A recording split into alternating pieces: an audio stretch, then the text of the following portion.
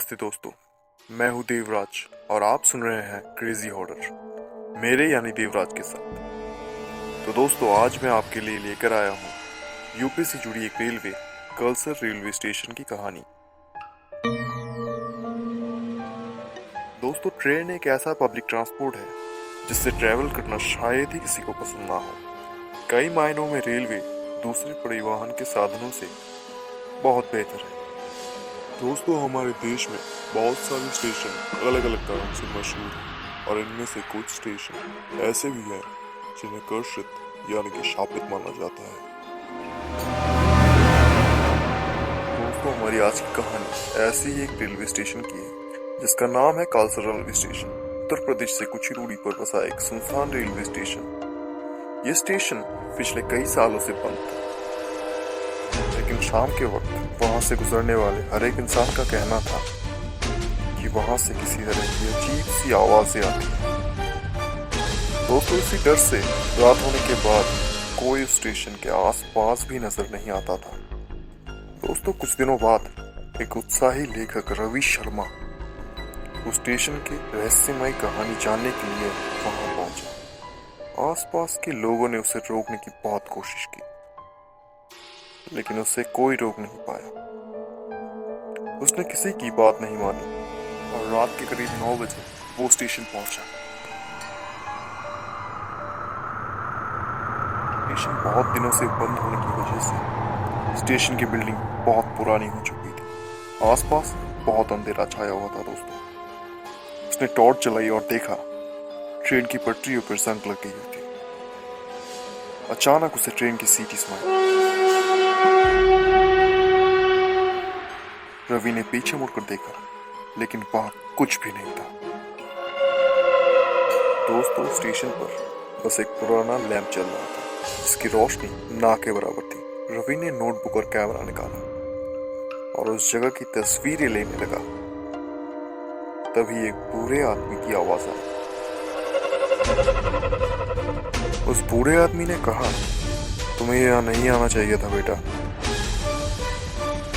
रवि ने उससे पूछा, आखिर आप है कौन और इतनी रात को यहाँ क्या कर रहे हैं?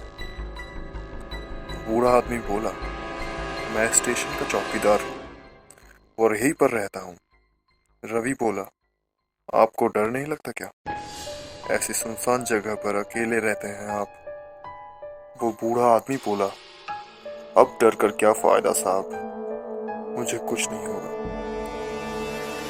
रवि बोला, ऐसा क्यों? वो आदमी बोला, मेरी छोड़िए साहब, आप यहाँ पर इतनी रात को क्या कर रहे हैं? रवि बोला, मैं एक पत्रकार हूँ और इस जगह के बारे में बहुत सुना है। सुना है कि रात में यहाँ पर अजीब अजीब सी घटनाएं घटती हैं। इसीलिए मैं इस जगह पर एक छोटी सी रिसर्च करने आया हूँ। वो आदमी बोला, जो भी हो साहब, लेकिन आपका ऐसे रात को यहाँ पर आना सही नहीं था। रवि ने पूछा, क्यों, इस जगह पर ऐसा क्या है?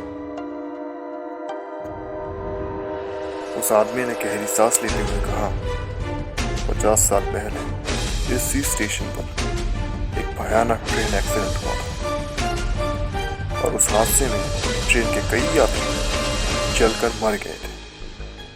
आज भी उनकी आत्मा इसी जगह पर भटकती रहती है।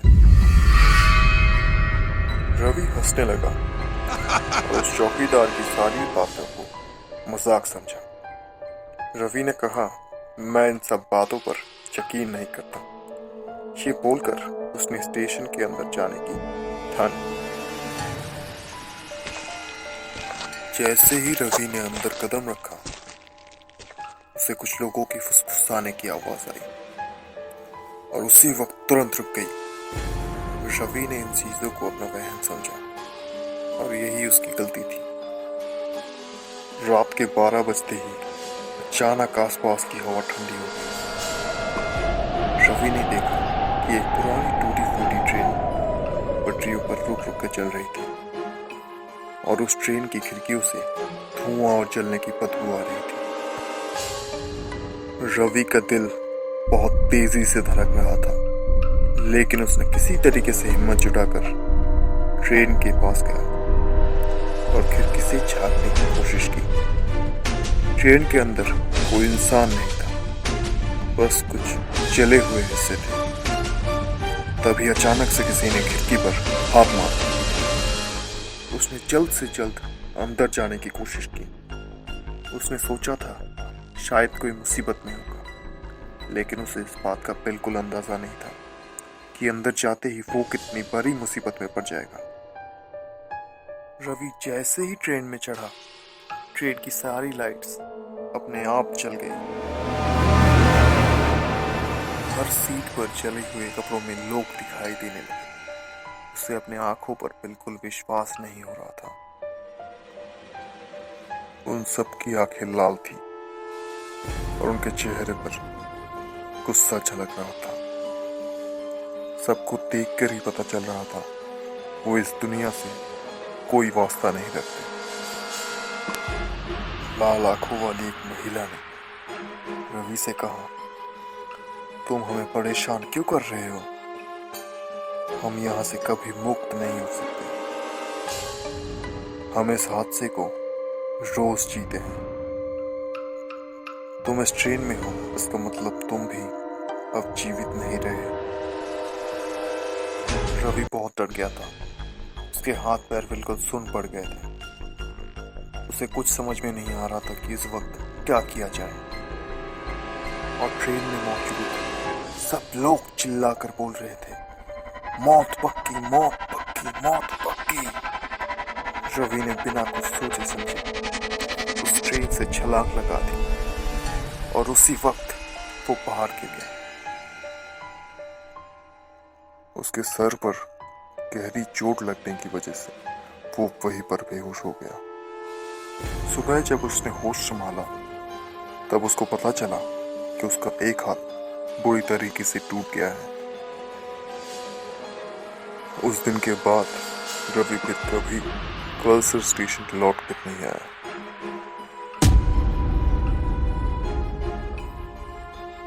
क्या पता आज भी शायद रोज रात को 12 बजे एक ट्रेन कलसर स्टेशन से निकलती तो है, लेकिन कहीं पर रुकती नहीं।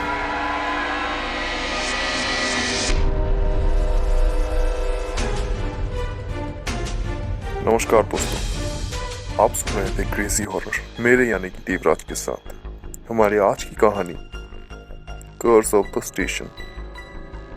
तो दोस्तों, आज की हमारी कहानी आपको कैसी लगी, ये बात आप हमें ज़रूर कमेंट बॉक्स में बताएं और लाइक शेयर सब्सक्राइब ज़रूर कीजिए और बेल आइकन दबाना बिल्कुल ना भूलें।